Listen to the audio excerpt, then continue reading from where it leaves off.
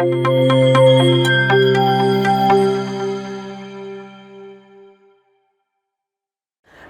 आदाब, सत श्री अकाल मेरे दोस्तों, जय जोहार, संगवारी हो। मैं प्रतीक सिंह फ्रॉम अर्जुना क्लासेस लेकर के आया हूँ आप सबके लिए आज बहुत सी विशेष रोचक तथ्य। सर वो क्या है सर रोचक तथ्य? अरे भैया, हाल ही में तो हमारे आरबीआई के गवर्नर माननीय शक्तिकांत दास साहब जी ने आरबीआई की मॉनेटरी पॉलिसी जून 2023 में आपकी भैया क्या की है, इनकी बैठक हुई और इससे जुड़े हुए डाटा लॉन्च किए हैं। इनकी मीटिंग जो भैया वो समाप्त हो गई 6 से 8 जून के बीच में। सर मगर मुद्दे की बात है कि सर इससे जुड़ा हुआ डाटा कि रेपो रेट कितना है, रिवर्स रेपो रेट कितना है, बैंक रेट क्या है, एमएसएफ क्या है, सीआरआर क्या है, एसएलआर क्या है, अरे ये तो भैया भरे हुए हैं, यूट्यूब में आप पढ़ लीजिए जाइए, कोई दिक्कत की बात नहीं है।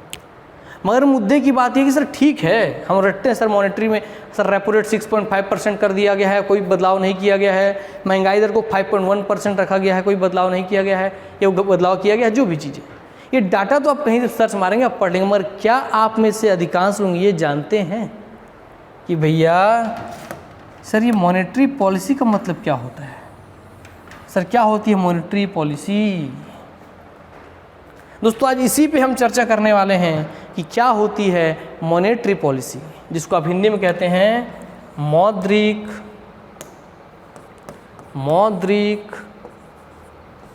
नीति। आप लोगों को क्या सही मायने में प्रैक्टिकली पता है? आज एक बार में दोस्तों ऐसा पढ़ाऊंगा, जीवन में आप कभी नहीं भूलेंगे कि क्या होती है मौद्रिक नीति। आइए शुरुआत करते हैं मौद्रिक नीति की।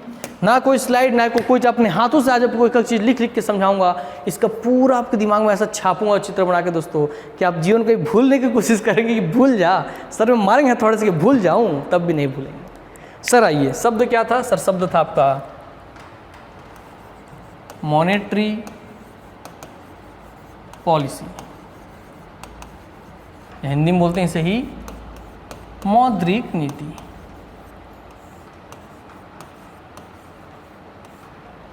सर इसके नाम ही है सर नीति का मतलब ही तो सर एक तरीके से समझिए क्या कि हमारे नियम कानून से बना हुआ कि भाई क्या होंगे हमारी नीति, किस चीज़ को लेकर के, जिस भी चीज़ पे आप प्लानिंग करें उसको लेकर हमारी नीति क्या है, अपने लक्ष्य अपने टारगेट को पूरा करने की हमारी नीति क्या है, हमारी प्लानिंग क्या है। तो नीति का मतलब तो आप जानते हैं। मगर सर मौद्रिक का मतलब क्या है? मौद्रिक का मतलब भैया मुद्रा से है, आप ऐसा समझिए मुद्रा से है। और मुद्रा का मतलब भैया आपके लिए आसान कर दे रहा हूँ थोड़ा थोड़ा, करेंसी, जो इसको आप अच्छे समझते हैं, करेंसी, पैसा, रुपया, कौड़ी, नोट। हालांकि इसको सिर्फ मुद्रा में सिर्फ पैसा ही नहीं आता, मुद्रा में बहुत कुछ आते हैं। और समझाने के लिए आपको एग्जाम्पल के लिए कि मौद्रिक नीति है क्या सर? तो सर मौद्रिक नीति है मुद्रा से जुड़ी हुई नीति। सर अभी तो ये गोल गोल बातें हुई, अरे है क्या सर ये? तो आपको बता रहा हूँ।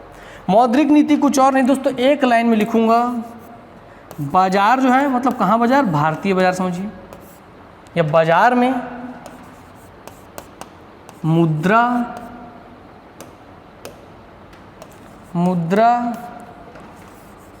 की मात्रा को नियंत्रित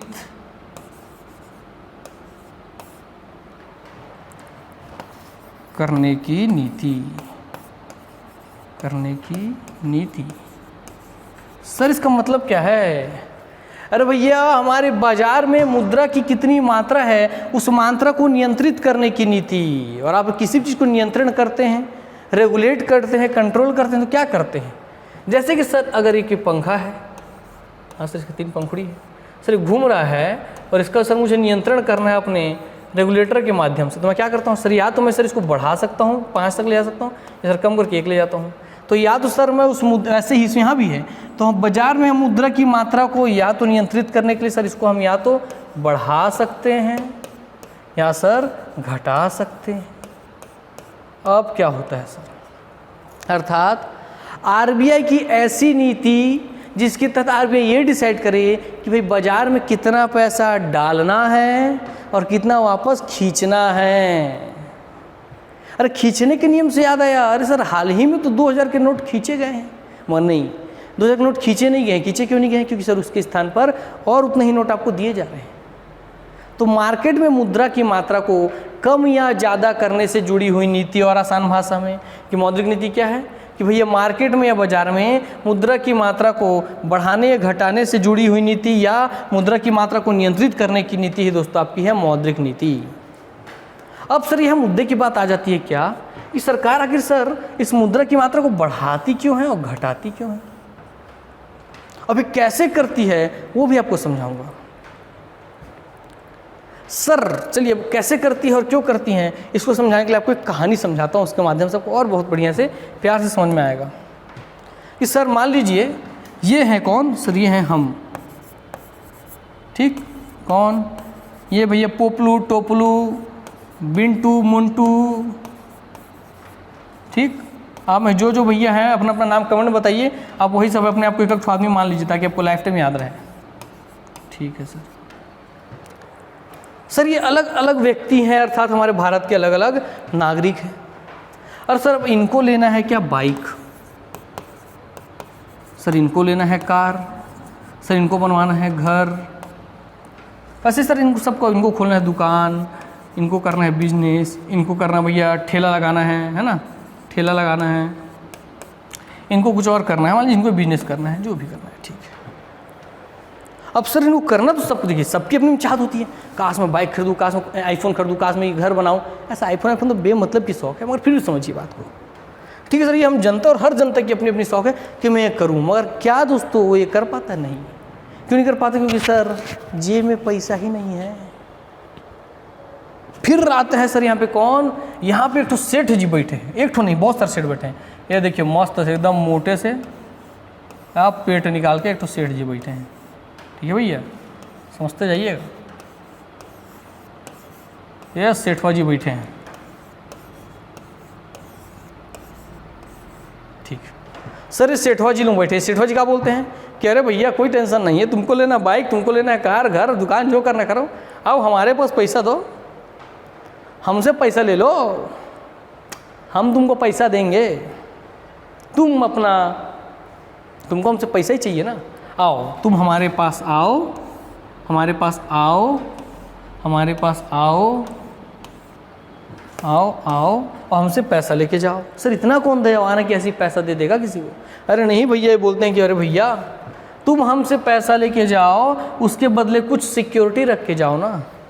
तुमको बाइक खरीदना है, बाइक का कागज़ हमारे पास रख दो, कार खरीदना है, कार कागज़ हमारे पास रख दो, घर बनाना है, घर का कागज़, घर ज़मीन का कागज़ हमारे पास रख दो, बस जो भी करना है कुछ ना कुछ हमारे पास सिक्योरिटी रख के जाओ, और उस काम को करने के लिए हमसे तुम पैसा ले जाओ। सर ये तो लगभग कुछ सर हमको एक तरीके से ऐसा दिख रहा है, सर सेठवा जी लोग जो बैठे हैं इन लोग सर हमको लोन दे रहे हैं। हाँ भैया, ये आपको देते हैं क्या, LOAN लोन। तो ये बोल रहे हैं कि आओ आपको बाइक खरीदो, कार खरीदो, हम आपकी मदद करेंगे, आइए हमसे पैसा लीजिए भैया और जाइए कहाँ, अपने सपने पूरे कीजिए, लोन ले लीजिए, ठीक। अब सर मुद्दे की बात एक और है कि सर ठीक है सेठवा जी लोग हमको लोन दे देंगे, हमसे सामान लेंगे, उसके बदले हमको पैसा दे देंगे, मगर सर मुद्दे में सर सेठवा जी लोगों के पास इतना पैसा कहाँ से आता है। इनके पास दो तरीके से पैसा आता है। एक तो नॉर्मल का होता है, यही सेठ वालों क्या करते हैं आपको पता है, एक और पेज में समझाते हैं। यही सेठ जी लोग, मान लीजिए वही सेठ है 3 जन, ठीक, यही जो सेठ जी लोग हैं, सेठ जी, ये सेठ जी लोग क्या बोलते हैं कि अरे भैया आप हमारे पास अपना पैसा जमा कीजिए, आप हमारे पास अपना पैसा कीजिए, जमा कर रहा है, पैसा क्या कर रहा है, जमा कर रहा है, जमा कीजिए, हम आपको आपके जमा किए पैसे पर ब्याज देंगे, ब्याज। आप हमारे पास 100 रुपये जमा कीजिए, हम आपको 100 रुपये पे 6 रुपया ब्याज देंगे सालाना, कितना, 6 रुपया, तो 100% का 6%, ये 100 रुपये का 6 रुपये देंगे, ठीक है। बस सेम टू सेम ऐसे ही इनके पास भी कोई जमा करवाता है, कोई इनके पास भी जमा करवाता है। तो इनके पास भैया इस 6% के लालच में आदमी जाके अपना पैसा सेठवा जी के पास रख देता है। सेठवा जी हमको बाहर पैसा तुम रखो, पैसा तो हमारा सिक्योर है, सेफ्टी है भैया, तुम इतने बड़े आदमी हो, तुम तो कहीं भागोगे नहीं, तुम्हारा तो भैया अरबों खरबों का धंधा है, इतना बड़ा दुकान दौरा सब चीज़ है, तुम हमारा पैसा रखना है तो रखो, इस पैसे से तुम अपना बिजनेस चलाओ, मगर हम जब चाहे हमारा पैसा हमको वापस कर देना, और उस पैसे के बदले तब तक हम जब तक ना लें हमको ब्याज देते रहना। तो देखिए इस ब्याज के लालच में इस सेठ जी के पास क्या आ गए भैया, पैसे आ गए 100 रुपये, और ऐसे बहुत सारे लोग सबने इसको 100 रुपये करके दे दिया।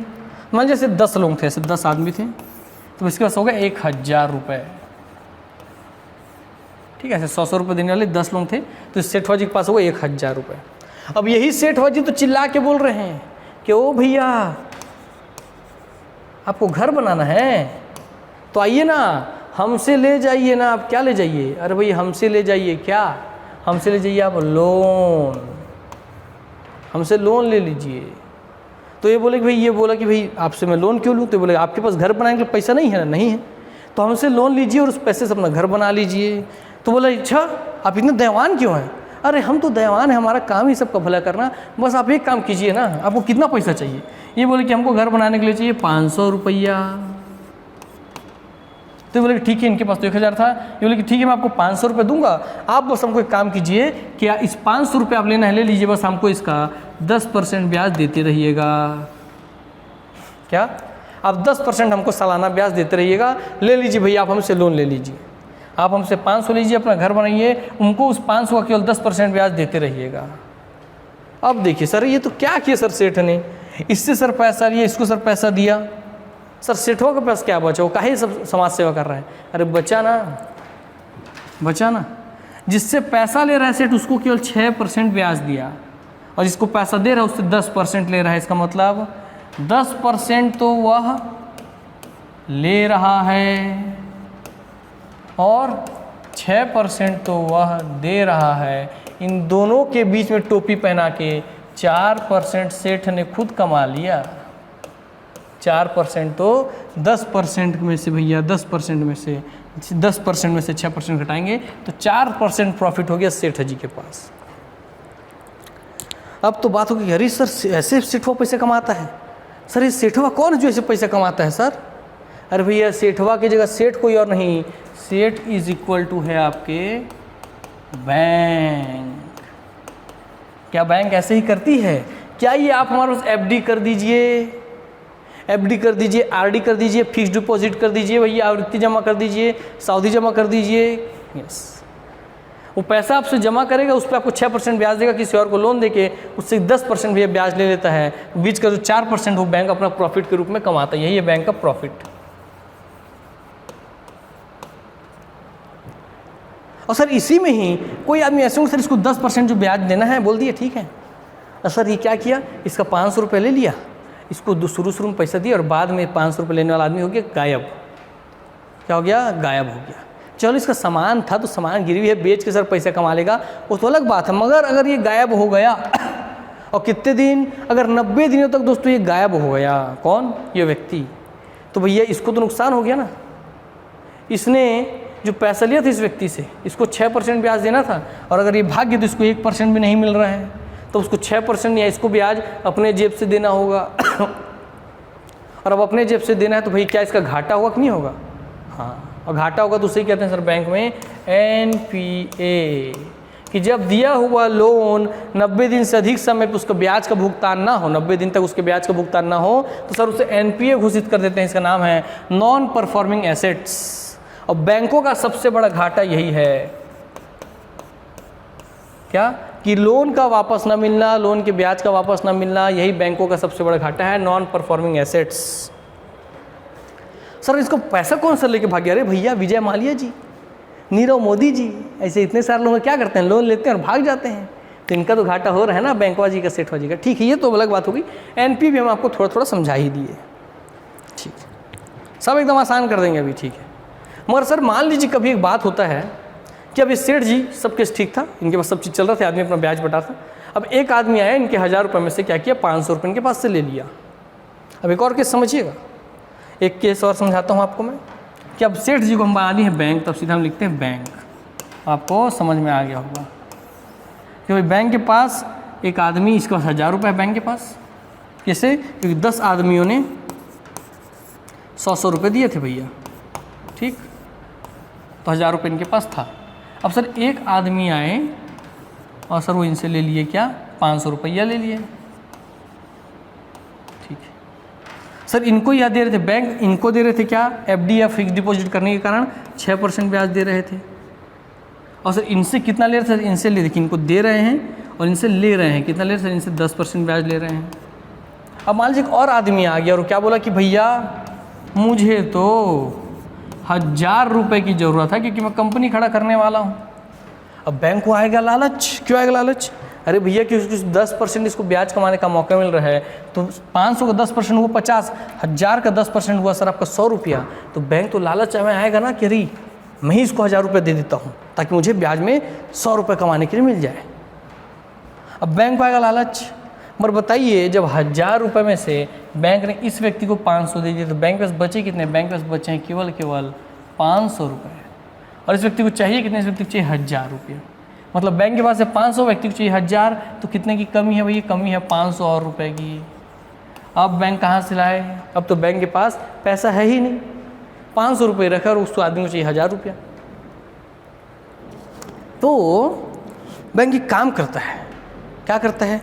मान लीजिए सेठवा था, सेठवा। अब इस सेठवा अपने से बड़े सेठवा के पास जाएगा। अभी जो सेठ है वो अपने से भी एक तो बड़े सेठ के पास चला गया। अब बड़ा सा पेड़ जिसका सभी सेठों का, नीचे जितने सेठ थे उन सभी सेठों के भैया ये पितामह है ना, दादा परदादा है समझिए।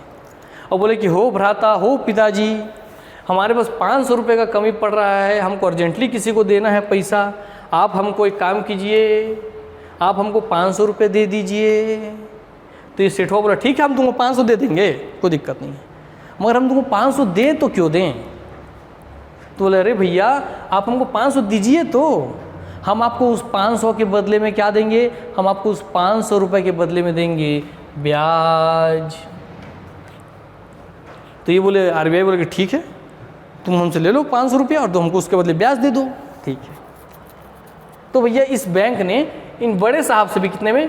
6% पे ले लिया, समझिए आपके ब्याज, कि उस 500 रुपये का 500 आप मुझे दीजिए और 6% अब मैं आपको ब्याज देता रहूँगा।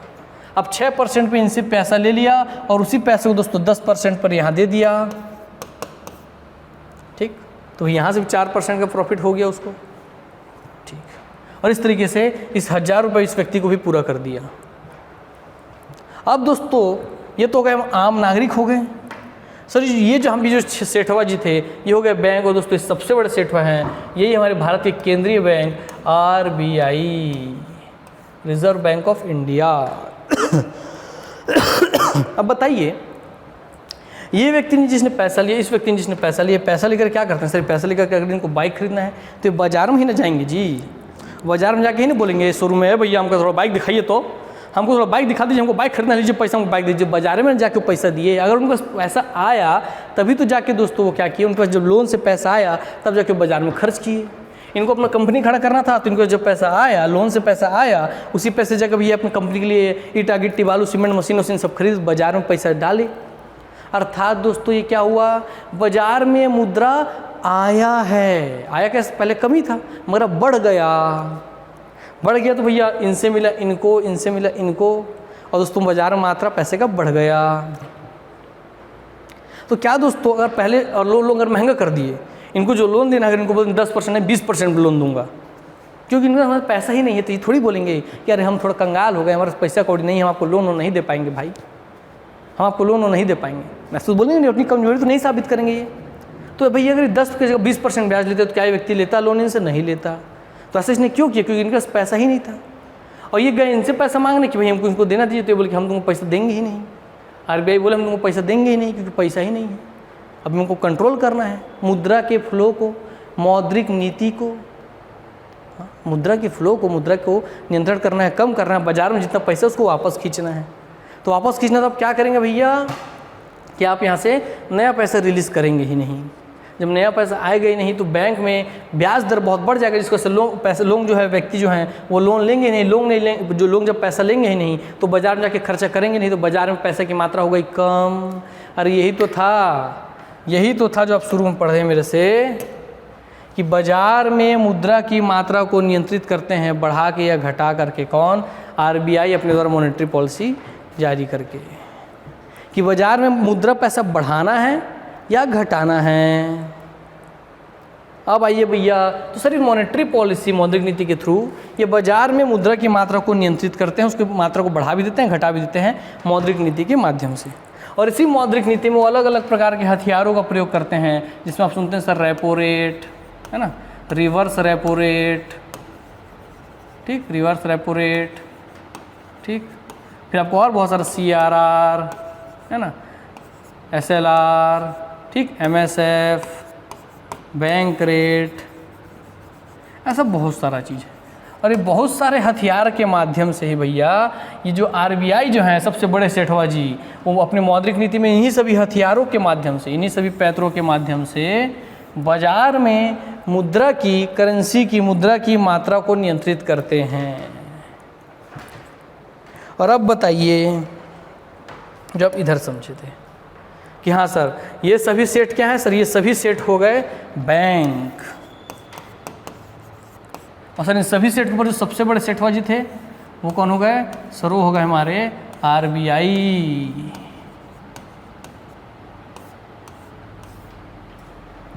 अर्थात बाजार में पैसे की मात्रा का नियंत्रण बैंकिंग माध्यम से किया जाता है। RBI बैंकों के माध्यम से बाजार में आपकी किसका नियंत्रण करता है, मुद्रा का नियंत्रण करता है। तो किसके माध्यम से करता है, बैंकिंग सिस्टम के माध्यम से करता है, ये भी आपको पता चल गया।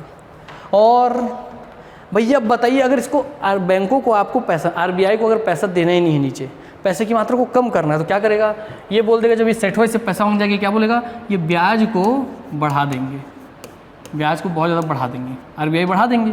क्या करेंगे, बढ़ा करके बोलेंगे कि तुमको अगर पैसा चाहिए तो ब्याज 5%, 6% नहीं 20% दो।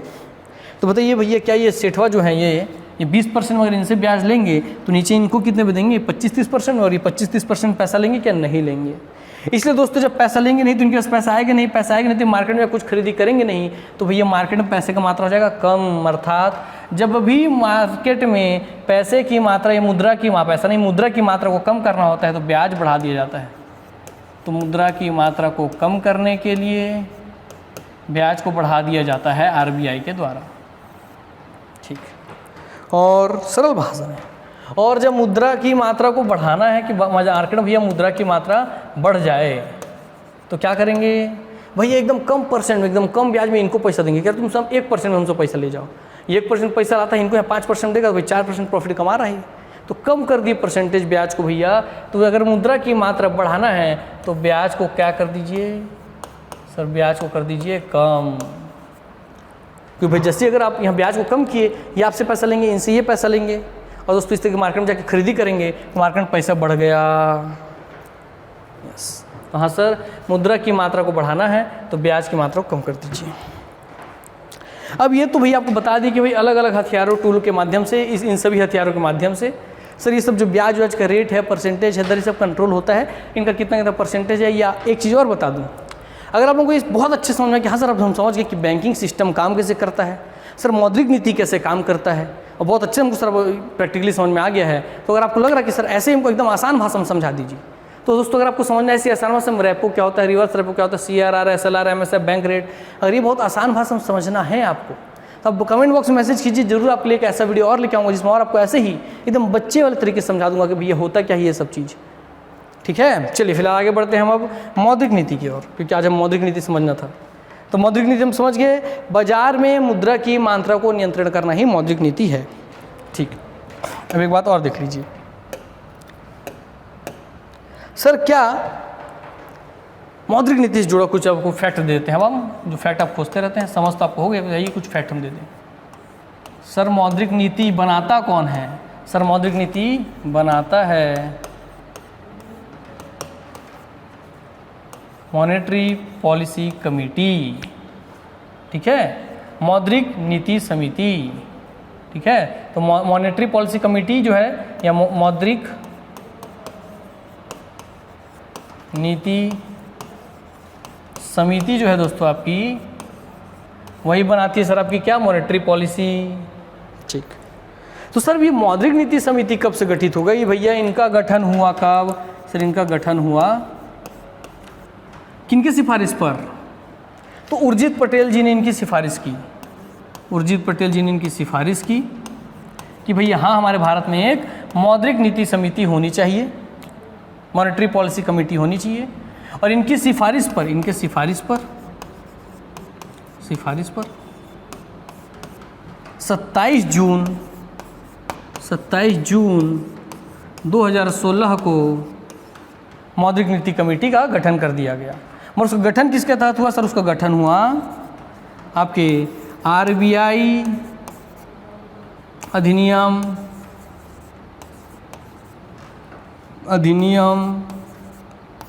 1934 की धारा 45ZB के तहत, ठीक है, धारा 45ZB के तहत हुआ। तो भैया मौद्रिक नीति समिति का गठन हुआ है आरबीआई अधिनियम 1934 की धारा 45ZB के तहत 27 जून 2016 को उर्जित पटेल जी की सिफारिश पर मौद्रिक नीति समिति का गठन किया गया। अब थोड़ा और जानकारी देते हैं आपको इन्हीं से जुड़ा हुआ। सर जो आपकी मॉनेटरी पॉलिसी कमेटी होती है सर, इसमें टोटल आपके होते हैं 6 सदस्य। कितने होते हैं? 6 सदस्य कुल होते हैं। ठीक है सर, 6 सदस्यों में सर आपके 3 सदस्य होते हैं कहाँ से? आरबीआई से। और सर 3 सदस्य होते हैं सर आपके गवर्नमेंट से या सरकार से। कहाँ से? 3 सदस्य होंगे आपके गवर्नमेंट या सरकार की तरफ से। मगर याद रखिए इसमें सर 3 में भी सर जो एक व्यक्ति होंगे वो तो सर अपने आप, जो भी व्यक्ति आरबीआई के गवर्नर बनते हैं वो ऑटोमेटिक ही चेयरमैन बन जाते हैं, चेयरपर्सन बन जाते हैं, ठीक है, चेयरमैन बन जाते हैं, क्योंकि इसके भैया एमपीसी के। तो जो कौन बनते हैं? आरबीआई के जो भी गवर्नर होंगे, आरबीआई गवर्नर जो कि वर्तमान शक्तिकांत दास जी हैं। तो दोस्तों वही व्यक्ति, इस 3 में से एक व्यक्ति आरबीआई के जो गवर्नर होंगे वही दोस्तों इसके मॉनेटरी पॉलिसी कमेटी के चेयरमैन बन जाएंगे। और अन्य दूसरे और तीसरे व्यक्ति सर आपके, सर इसमें सेकंड नंबर जो व्यक्ति होते हैं वो आपके आरबीआई के एग्जीक्यूटिव डायरेक्टर होंगे। और जो तीसरे व्यक्ति होंगे वो आरबीआई के केंद्रीय कैबिनेट द्वारा चुने जाएंगे, ठीक है, उनके जो संघ होगा उनके द्वारा चुना जाएंगे, ठीक, केंद्रीय संघ द्वारा चुना जाएगा। अर्थात खुद आरबीआई के संघ मिल करके आपस में मीटिंग करके तीसरे व्यक्ति में किसको बैठाना है, चुनेंगे।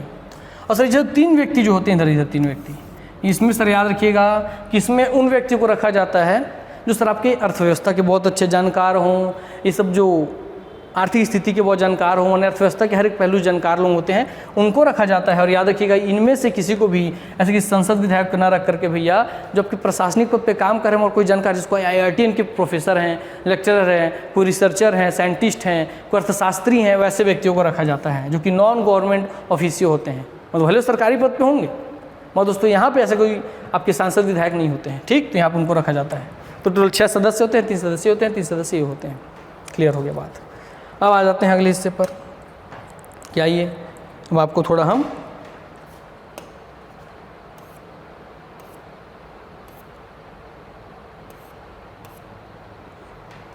थोड़ा अवगत करा दें सीधा इंटरनेट के माध्यम से कि सर हाल ही में जो मौद्रिक नीति हुई थी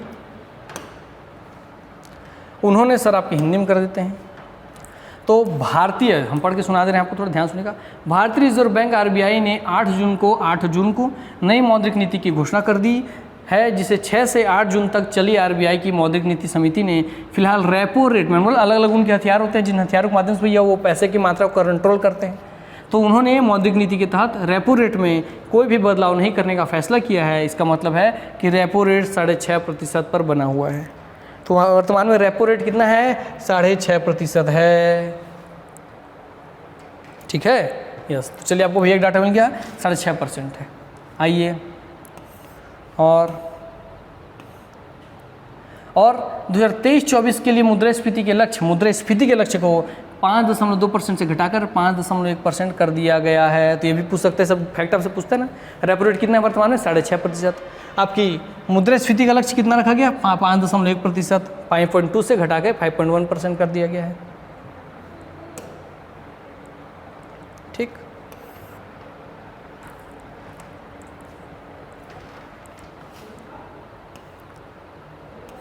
हो गया।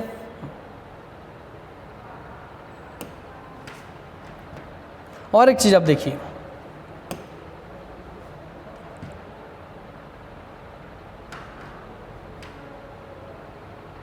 एक चीज हम आपको दिखाते हैं, देखिएगा कि कौन से 6 मेंबर है उसको सर्च करते हैं। 6 मेंबर आपके सामने तक भाई कोई डाउट ना रहे, member of monetary policy committee 2023 लिख देते हैं 2023। तो भैया वह जो 6 व्यक्ति अभी आपके हैं, है ना, वो 6 व्यक्ति the other member of the MPC are Shashank Bhide ji, honorary senior adviser हैं national council of applied economic research Delhi के, आसिमा गोयल जी एमेरिटस प्रोफेसर हैं Indira Gandhi institute of development research Mumbai के, जयनाथ आर वर्मा जी प्रोफेसर है इंडियन इंस्टीट्यूट ऑफ मैनेजमेंट के IIM के अहमदाबाद के, राजीव रंजन जी, ठीक है। चलिए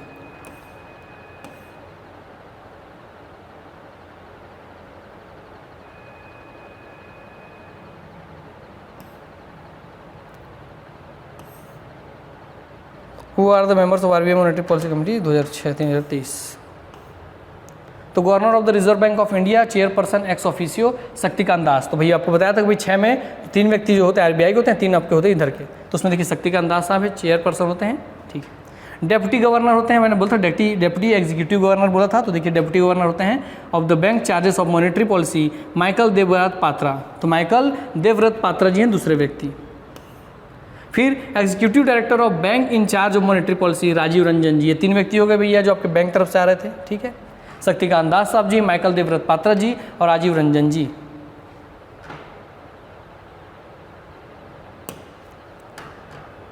हाँ, ये थोड़ा सा और आपको जानकारी दे दी इसी में ही।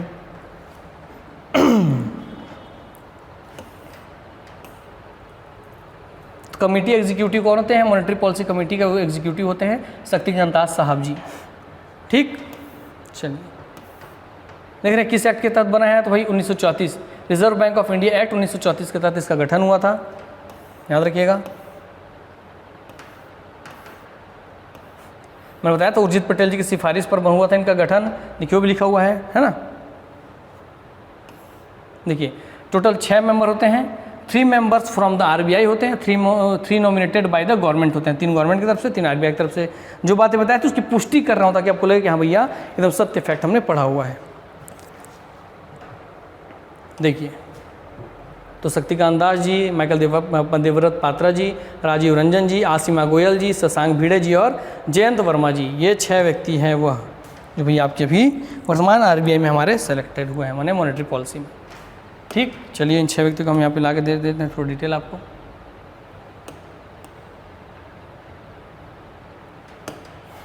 चलिए भैया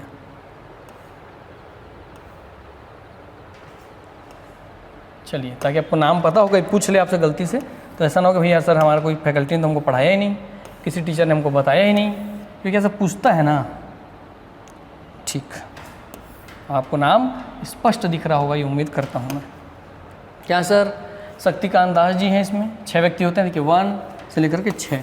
तो शक्तिकांत दास, माइकल देवव्रत पात्रा, राजीव रंजन, सर आपके आसिमा गोयल जी, शशांक भिड़े जी और सर आपके जयंत वर्मा जी, ये 6 व्यक्ति मॉनेटरी पॉलिसी कमेटी में हैं। इन्होंने दोस्तों 6 से 8 जून 2 दिन की मीटिंग हुई और फिर दोस्तों इन्होंने आपके वही सब repo rate, reverse repo rate क्या क्या होगा सब चीज़ को जाहिर किया। मेरे हिसाब से क्लास अब आपकी थोड़ी लंबी हो गई होगी, है ना। तो चलिए आज की क्लास को हम यहीं पे समाप्त करेंगे दोस्त, और यही बोलूँगा मैं आप सबसे कि अगर आपको मज़ा आ गया होगा सीखने में, जो आपने सीखा जिस तरीके से क्लास में, है ना, जब सेठ जी के माध्यम से, और एक चीज़ समझे कि मुद्रा की मात्रा को कैसे कंट्रोल करते हैं वैसे। दोस्तों अगर क्लास पसंद आया है तो ज़रूर आप चैनल को सब्सक्राइब कीजिए, वीडियो को लाइक कीजिए, कमेंट बॉक्स में बताइए कि हाँ सर हमको बहुत अच्छा लगा। और ऐसे ही अगर आप चाहेंगे तो मैं आपके लिए रेपो रेट क्या होता है, रिवर्स रेपो रेट क्या होता है, MSF क्या होता है, एकदम आसान भाषा में प्रैक्टिकली समझेंगे बच्चे की तरह और लेकर के आऊँगा सबको। उसके साथ ही साथ आपको एक छोटा सा 1 मिनट में तो एक और इम्पोर्टेंट चीज़ सिखा देता हूँ मैं। सर क्या इंपॉर्टेंट चीज़ है? सर एक होता है, सर देखिए सरकार के द्वारा एक तो जाहिर की जाती है मॉनेटरी पॉलिसी, ठीक है, ये भी आप सीखते चल जाइए मुझसे ताकि आपको कभी कन्फ्यूज़न ना हो। और सर एक सर होती है आपकी fiscal policy. Fiscal policy sir monetary policy जो होती है ये क्या करती है सर, ये बाजार में, ठीक है, बाजार में मुद्रा की मात्रा को नियंत्रित करती है, मुद्रा की मात्रा को नियंत्रित करने से जुड़ी हुई है, नियंत्रित करने से जुड़ी हुई है, ठीक है, नियंत्रित करना। तो बाजार में मुद्रा की मात्रा को नियंत्रित करना ही दोस्तों होती है मॉनेटरी पॉलिसी के तहत, कि बाजार में भैया मुद्रा की पैसे की मात्रा मुद्रा की मात्रा को नियंत्रित करना मॉनेटरी पॉलिसी है। मगर फिर फिजिकल पॉलिसी क्या है? अरे कुछ नहीं भैया, सरकार के टोटल आय कि उसको कहाँ से पैसा आय होगा, प्राप्त होगा, और उसका कहाँ पे दोस्तों पैसा खर्च होगा, अर्थात उसके आय व्यय से जुड़ी हुई नीति को, पॉलिसी को कहते हैं दोस्तों फिजिकल पॉलिसी। एकदम सिंपल समझ गए। मुद्रा की मात्रा को नियंत्रित करना मॉनेटरी पॉलिसी, आय व्यय की दोस्तों आय व्यय से जुड़ी हुई नीति कि सरकार को कितना कहाँ से पैसा प्राप्त होगा, कहाँ पे खर्च होगा, इससे जुड़ी हुई दोस्तों नीति होगी आपकी फिजिकल पॉलिसी। इसको इसी के अंतर्गत दोस्तों आ जाता है बजट, जो सरकार करती है। तो अब दोनों में जो अंतर होता है कि मॉनेटरी पॉलिसी क्या होती है, फिजिकल पॉलिसी क्या होती है, ये भी आप समझ गए एकदम छोटे से लैंग्वेज में। तो चलिए दोस्तों, यहीं पे अपनी वाणी को मैं विराम देता हूँ, आप सबसे अलविदा लेता हूँ। दुआ करता हूँ आप हमेशा हंसते रहें, खेलते रहें, खिलखिलाते रहें, और किन की तरह हंसते रहें? हमारे पोपलू महाराज की तरह हंसते रहें, खेलते रहें, खिलखिलाते रहें, निरोग रहें, स्वस्थ रहें, तंदुरुस्त रहें। यही मेरी दुआ है। आप सबके लिए मिलते हैं नेक्स्ट क्लास में, और उससे पहले आप चैनल को लाइक कर दीजिए, वीडियो को लाइक कीजिए, शेयर कीजिए लोगों तक, और चैनल को सब्सक्राइब कर दीजिए, ताकि ऐसे जब भी मैं कुछ इंटरेस्टिंग क्लास लेकर के आऊँ तो आप दोस्तों उस क्लास के हिस्से रहें, जब आपको भरपूर समझ के साथ साथ फैक्ट भी प्राप्त होता रहे, जिसको आप लाइफ टाइम भी कभी ना भूले, ना ही कोई डाउट रहे। तो मिलते हैं नेक्स्ट क्लास में, तब तक के लिए नमस्कार, जय हिंद, जय भारत, जय छत्तीसगढ़, वंदे मातरम, धन्यवाद।